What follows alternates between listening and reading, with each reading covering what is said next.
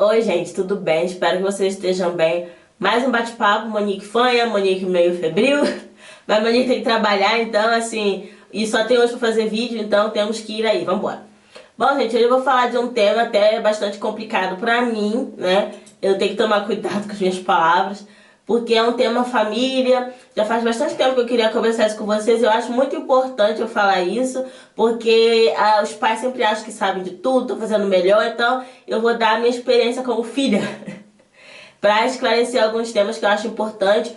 E não só a minha experiência como filha, mas como uma mulher assim, com boa experiência de vida, com um grau acadêmico e que sabe do que está falando.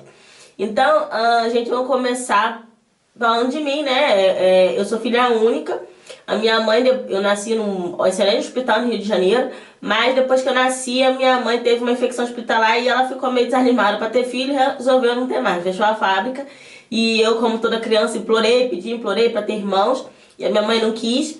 E a história da minha mãe também, meus avós eram muito pobres, minha avó era do Alagoas, meu avô de Minas Gerais. Então, assim, eles se conheceram, se juntaram e fizeram de todo o possível. Meu avô eletricista, minha avó costureira, fizeram de tudo possível para que os filhos tivessem uma boa educação, tivessem um futuro.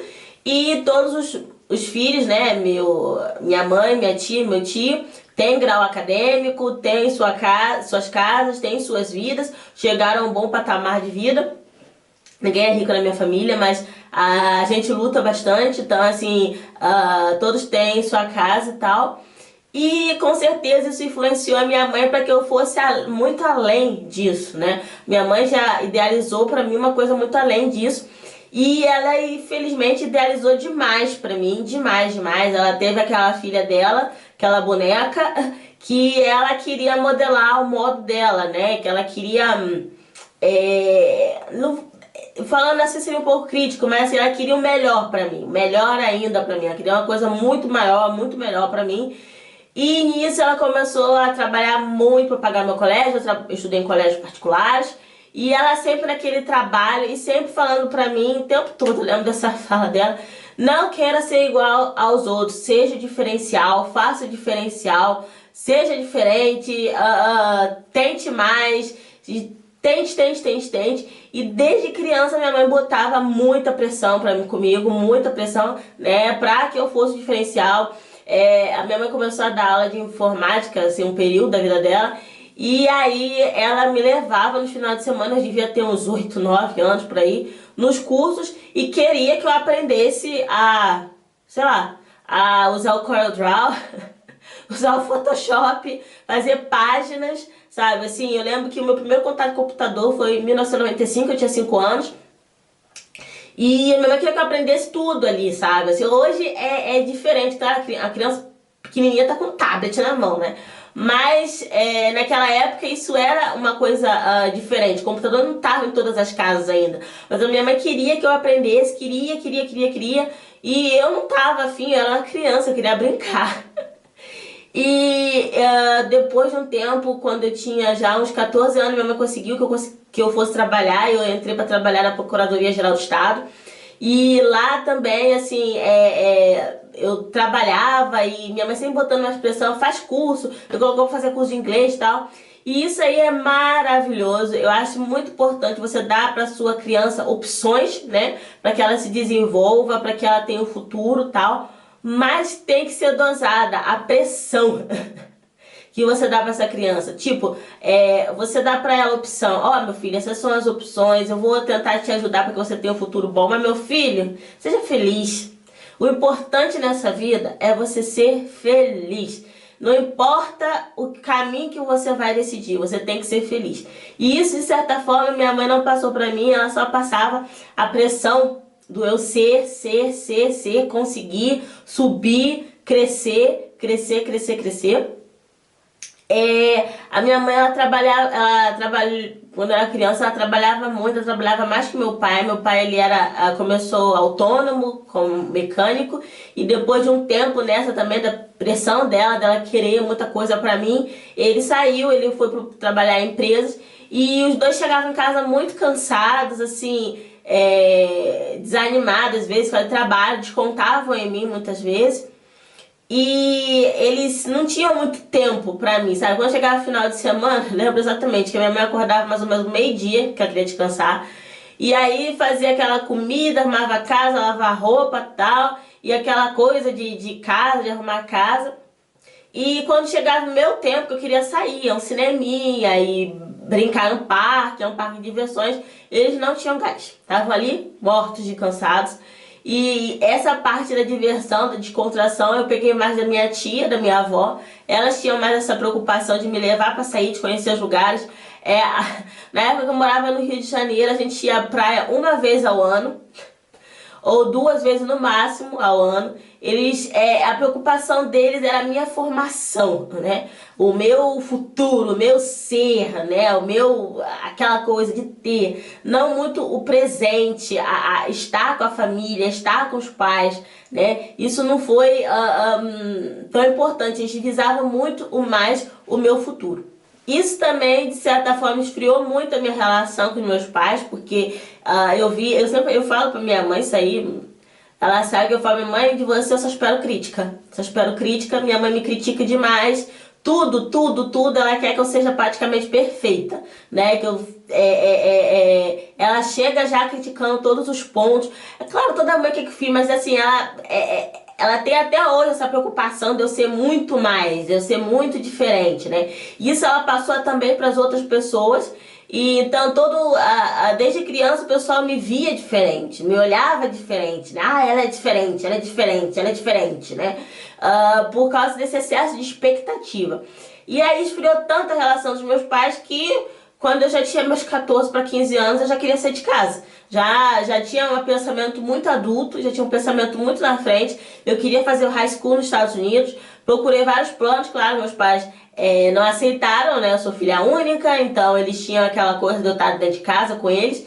Mas a pressão foi tão grande que aos 18 anos eu saí de casa e eu fui caçar a minha vida sem medo, eu não tive o menor medo de sair de casa.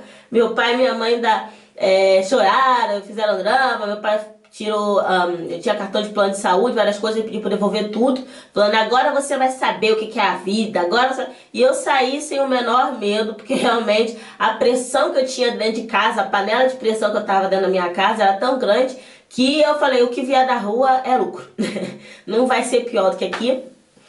E isso que se desenvolveu no futuro, gente?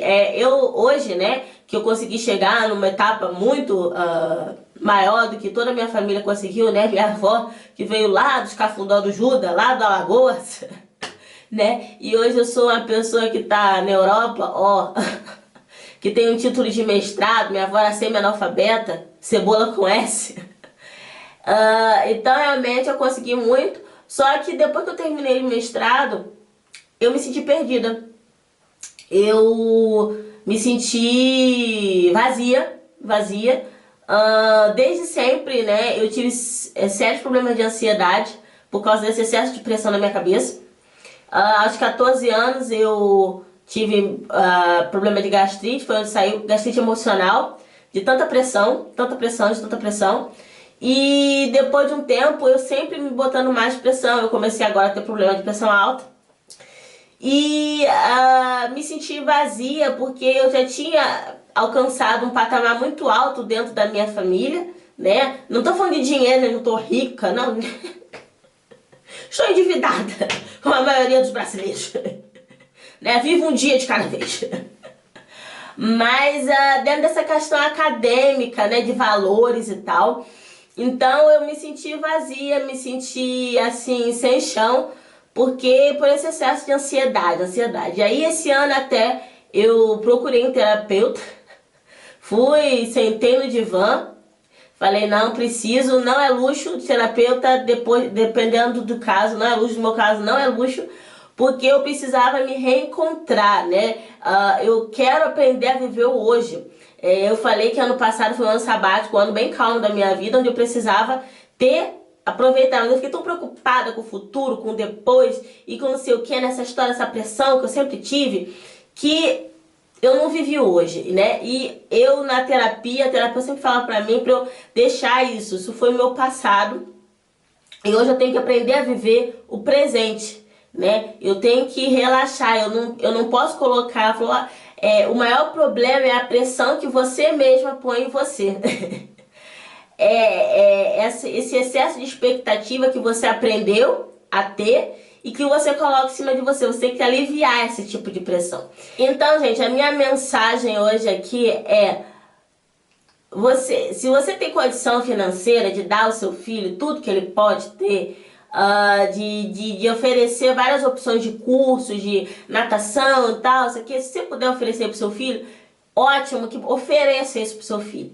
Mas esteja com ele, procure fortalecer os laços de amizade com ele, estar com ele, viver essa união familiar com ele.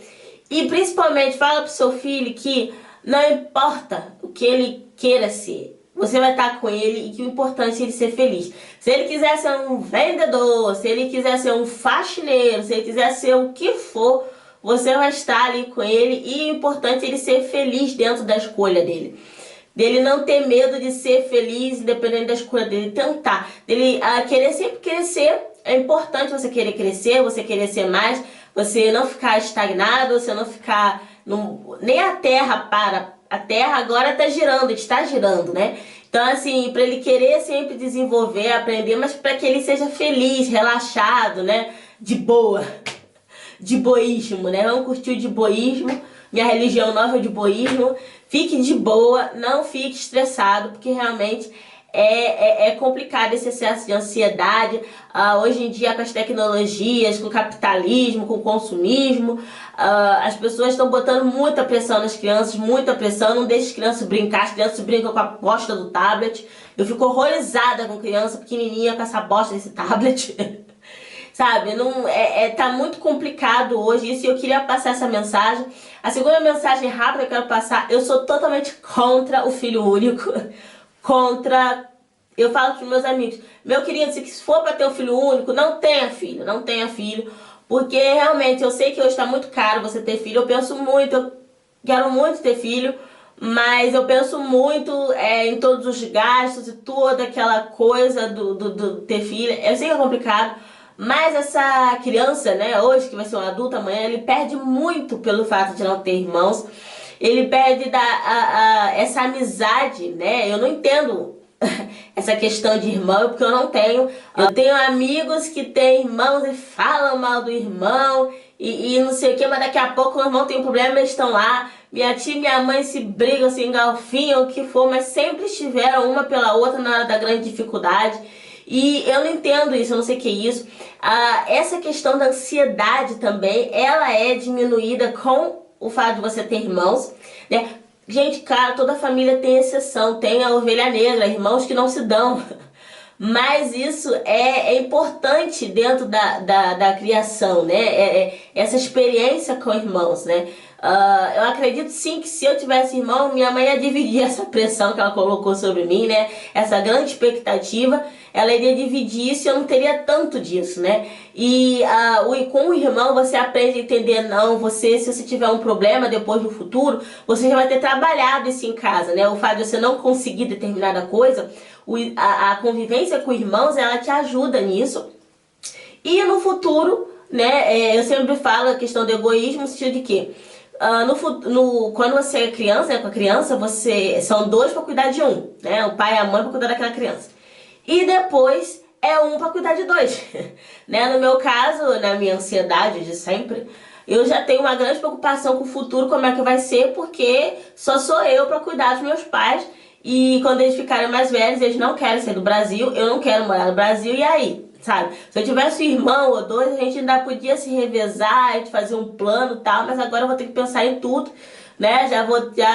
Eu penso muito nisso, porque é a minha realidade. Quando eles ficarem velhos, como é que eu vou fazer, né? Então, assim, essa é uma questão do irmão. Eu entendo muito bem como tá difícil hoje para você criar uma criança e tal, mas eu sou totalmente contra o filho único, porque eu vivia sempre com filho único. As minhas amigas eram também filhas únicas, mas assim, elas tinham um primo, elas escolheram aquele primo, aquela prima, e fazia de irmão, sabe? Ele trouxe, porque eles têm essa necessidade quase de ter irmão. Bom, gente, a câmera acabou a bateria enquanto eu tava falando, Então ela tá sem bateria, eu tenho que terminar esse vídeo. E espero que vocês tenham gostado do vídeo. Se gostou, não esqueça do nosso joinha, amigo. Comentem aqui, por favor, a opinião de vocês. Vamos trocar essa ideia. Até o meu próximo vídeo, gente. Beijo. Tchau.